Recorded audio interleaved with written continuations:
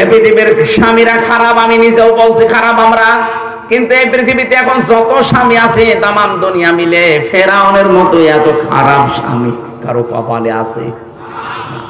আপনি জানেন সে কি করেছিল? নিজের স্ত্রীকে হাতের ভেতরে পেরেক লাগিয়েছে, পায়ের ভেতরে পেরেক লাগিয়েছে, কপালের ভেতরে পেরেক দিয়েছে, মাথার চুলগুলো গরম পানি দিয়ে তুলে ফেলছে, উলঙ্গ করে তীর মারতেছে। এরকম কঠিন অবস্থা। হযরত জিবরাইলকে আল্লাহ বললেন জান্নাতটা তুলে নিয়ে আমার বান্দির সামনে ধর। হযরত জিবরাইল এসেছেন, ইদ ক্বালাত রাব্বি ইবনি লি ইনদাকা বাইতান ফিল জান্নাতি ওয়া নাজ্জিনি মিন ফিরআউনা ওয়া আমালিহি ওয়া নাজ্জিনি মিনাল কওমিজ যালিমিন। হযরত জিবরাইল এসে বললেন, আল্লাহর বান্দি, তুমি যে পরীক্ষায় অবতীর্ণ হয়েছো, ঈমানের এই পরীক্ষা দেখে আল্লাহ খুশি হয়ে জান্নাত পাঠিয়ে দিয়েছে তোমার জন্য। হযরত আসিয়া ডাক দিয়ে বলেছিলেন, ফেরেশতা আল্লাহকে বলো এই জান্নাত না, উনি সেখানে আছে, ওনার সামনে আমার জন্য একটা ঘর বানিয়ে দিক, যে ঘরে বসে বসে ওনাকে দেখা যায়।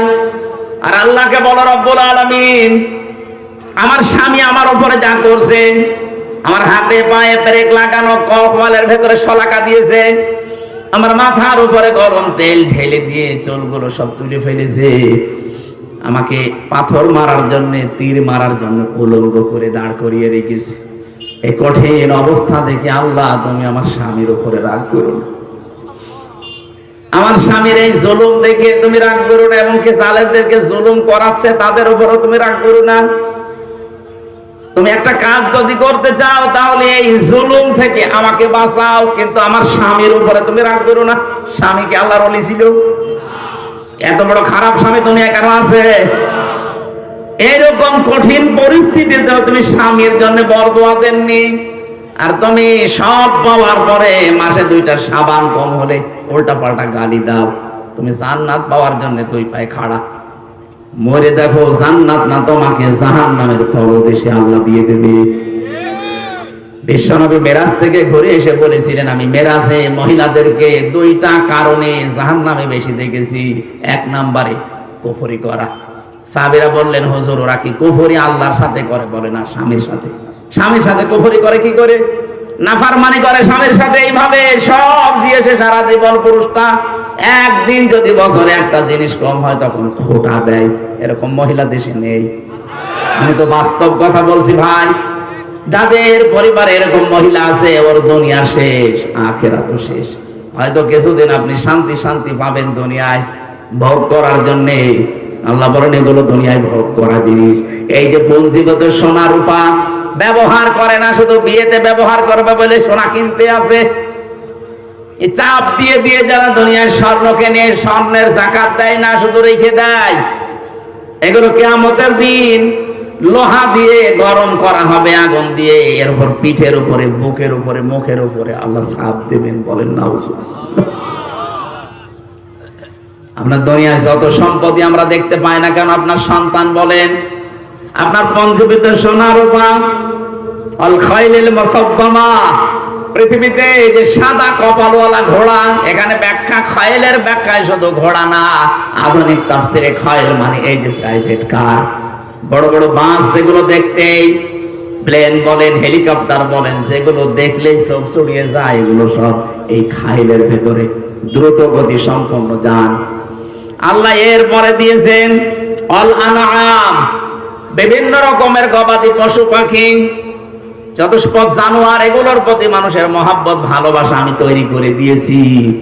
দুনিয়ায় শস্য ক্ষেত, এই যে যারা 15.5 বছর ছিল, আপনি তাদেরকে একটু মিলান, তারা বাগান বাড়ি বানিয়েছিল, বিশাল বিশাল হরিণ পর্যন্ত তারা পুষত, হাতি পুষত।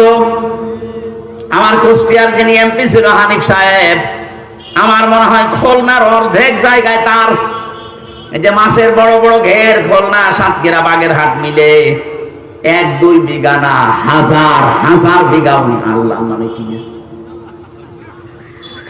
কি হলো? এখন তো পালিয়ে পালিয়ে বেড়াচ্ছেন, জনগণ পেলে এখন কুকুরের মতো পিটিয়ে মারবে। কেন? ওগুলো যাদের কাছ থেকে নিয়েছিলেন সাহেব, এখন তারা ফেরত নিচ্ছে।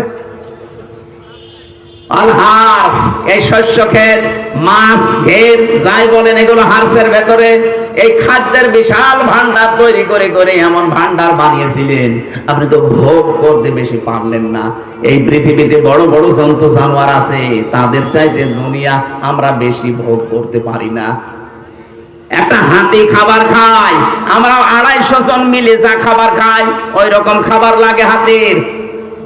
একটা তিমি মাছ এই পৃথিবীতে কয়েক টন খাবার একবারে খায়, আপনি তো 1-2 মাস মিলেও খেতে পারবেন না।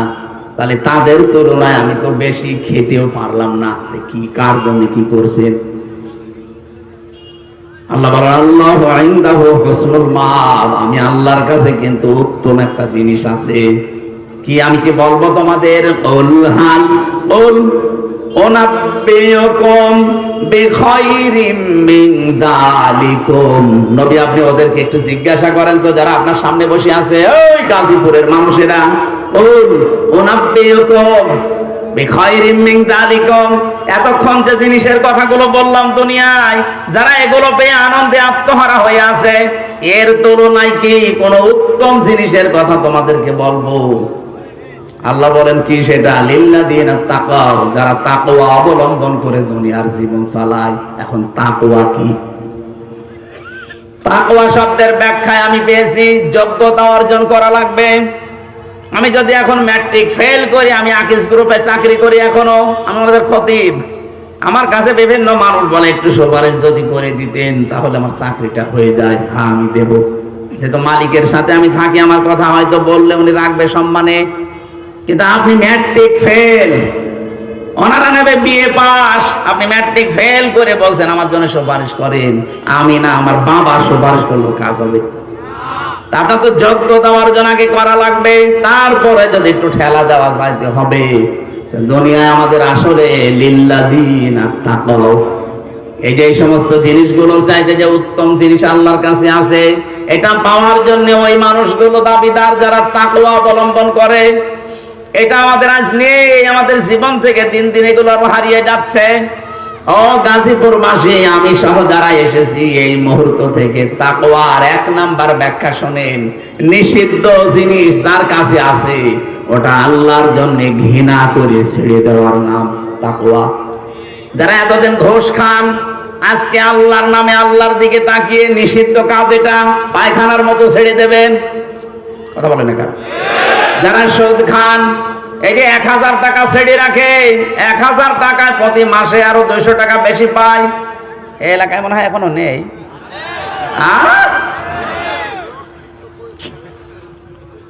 যারা 1000 টাকা ছেড়ে রাখে, মাসে আরো 200 টাকা করে বেশি নেয়, এরা মায়ের সাথে জেনা করছে। আরে নাউজুবিল্লাহ, তো এই প্যান্ডেলের নিচে এখান থেকে বের হয়েছে, আবার টাকা ছাড়বে। কথা বলে না কেন? আমি জানি এটা ওয়াজে বন্ধ করা সম্ভব না, এটার জন্য আইন দরকার। আর আমরা এইটাই চাচ্ছি, সামনে যারা আসবে তারা যেন এই আইন পাশ করে। এরকম মানুষ পাঠানো লাগবে না। যদি আপনি পাঠান আনিসুল হকের মতো, আল্লাহর আইনগুলো তুলে দেবে। যদি হাসান মাহমুদের মতো মানুষ পাঠান, ও শয়তান দেশটাকে ধ্বংস করবে, সব শেষ করে দিয়েছে। এখনো শয়তানের কথাবার্তা দেখেছেন, বলছে আমরা বিএনপির সাথে মিলে আন্দোলন করব গণতন্ত্র পূর্ণ উদ্ধারে। এর জবাই করা দরকার শয়তান। নির্বাচন ব্যবস্থাটা ধ্বংস করার পেছনে এই শয়তানগুলো দায়ী। এই আনিসুল হক একটা, এই হাসান মাহমুদ একটা। আর এখন বলছে এদেরকে টপ দিয়েছে, আমরা তোমাদের সাথে আছি গণতন্ত্র উদ্ধারে। আমরা এই টোপে যদি দেশের যারা সাধারণ মানুষ যদি ওদের টোপে পড়ে, আবার আপনি 30 বছর আয়না করে থাকবেন। আপনি টের পাননি আপনার মাকে এতিমের মাল আত্মসাতের মামলা দিয়ে বছরের পর বছর জেল খাটিয়েছে, অথচ সেই টাকার মামলা দিয়েছে, ওই টাকার কয়েক গুণ বেশি টাকা ব্যাংকে পড়ে আছে। তারে তো আরো পুরস্কার দেওয়ার দরকার ছিল। এই মিথ্যা মামলা দিয়ে হিংসার বশবর্তী হয়ে তার জীবনটাই নষ্ট করে দিল। সাবেক 3 বারের প্রধানমন্ত্রী, এই দেশে সেনা প্রধানের স্ত্রী, প্রেসিডেন্টের স্ত্রী, এরপরেও যদি তার এই অবস্থা হয়, এখন যদি আবারও কেউ ওই সন্তানদের ফাঁদে পা দেয়, আমার মনে হয় দেশটা আরো 30 বছর পেছিয়ে যাবে। তাকওয়ার ব্যাখ্যা একটাই, আসল ব্যাখ্যা এটা। দুনিয়াতে যেটা নিষিদ্ধ শুধু ছেড়ে দেবেন না, নিষিদ্ধ কাজগুলো ঘৃণা করে ছেড়ে দেওয়ার নাম তাকওয়া। সুতরাং যাদের মোবাইলে এমন এমন দৃশ্য আছে, এমন এমন গান সেভ করা আছে যেগুলো নিজে দেখলে আনন্দ লাগে, অন্য কেউ দেখলে আপনি লজ্জা পান, এটা ছেড়ে দেওয়া লাগবে। এই কথা বলছেন এখানে? বলেন বলেন। এরকম কিছু যদি মোবাইলে থাকে এক্ষুনি ডিলিট করেন, এক্ষুনি করবেন। এখন থেকে ওয়াজের আমল হবে। কারা কারা ডিলিট করবেন হাত তোলেন তো। দেখি দেখি আপনার মোবাইল দেখি। ওই যে দাঁড়িয়ালা, ওই মোবাইল নিয়ে আসো দেখি, দেখি কি আছে দেখি, তারপরে দেখি ওয়াজ। বাটন মোবাইল, এই জন্য তুমি বলছো রাজপুর মানুষ চালাক আছে।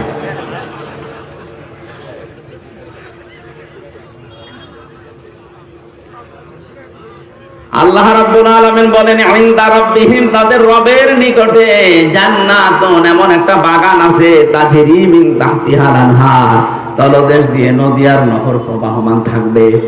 ও বাংলার মানুষেরা, দুনিয়ায় কিছু যদি আমরা না পাই কোনো আফসোস নেই, মরণের পরে আল্লাহ যদি এই জিনিসটা আমাদের জন্য দিয়ে দেয়, আমার জীবন সফল। খালিদিনা ফিহা, চিরকাল থাকতে পারবেন। পবিত্র স্ত্রী আল্লাহ দান করবেন সেই মানুষগুলোর ভেতরে। এই যে মাসে 3 দিন 5 দিন 7 দিন না পাক, এটা থাকবে না। তাদের চেহারা এত সুন্দর করে আল্লাহ বানিয়েছেন, এত পবিত্র করে, যত রকমের পল্ল পোশাক তাদেরকে পরানো হবে, এই শরীরের ভেতর দিয়ে ক্যালসিয়াম পর্যন্ত পোশাকের মাঝে দেখা যাবে। আল্লাহ জীবনে যদি আমরা কিছু না পাই, অন্তত জান্নাতের একটু জায়গা হলেও আমাদেরকে দিও, বলেন আমিন। আল্লাযীনা তাতাওয়াফাহুমুল মালায়েকাতু তাইয়্যিবিনা ইয়াকুলুনা সালামুন আলাইকুম উদখুলুল জান্নাতা বিমা কুনতুম তা'মালুন।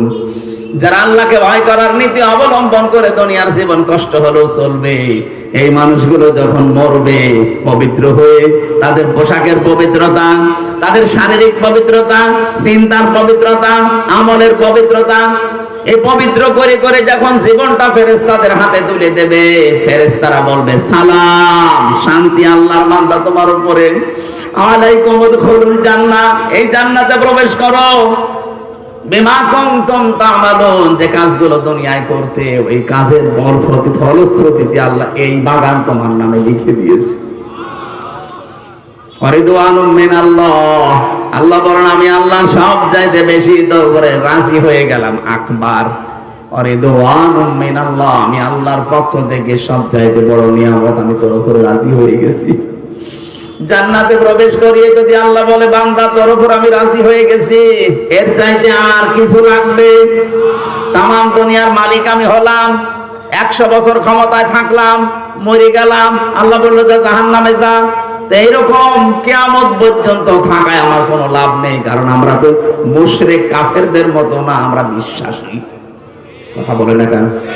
আমরা যেহেতু বিশ্বাসী, এই বিশ্বাসটার সামনে কাজে লাগিয়ে জীবন চালাবেন। কিছু না পান, আল্লাহ পাক যদি মরণের পরে বাগানটা আমাদের দিয়ে বলে যা তোর আমি রেস্টি করে দিলাম, 6666 তালা বিশিষ্ট ভবন আল্লাহ হাফেজদেরকে দেবেন। যেই কয়টা আয়াত আপনি মুখস্থ করে আমল করতে পারবেন, কিয়ামতে ওই কয়তলা বিল্ডিং এর মালিক হবেন। আল্লাহু বাসীরুম বিল ইবাদ, আল্লাহ তার বান্দাদের প্রতি সূক্ষ্ম দৃষ্টি, একেবারে নজর দিয়ে আছে আমার বান্দারা কি করে। আল্লাহ আমি সহ যারা এসেছি আয়াতটা জীবনে তুমি সেট করে দাও, বলেন আমিন।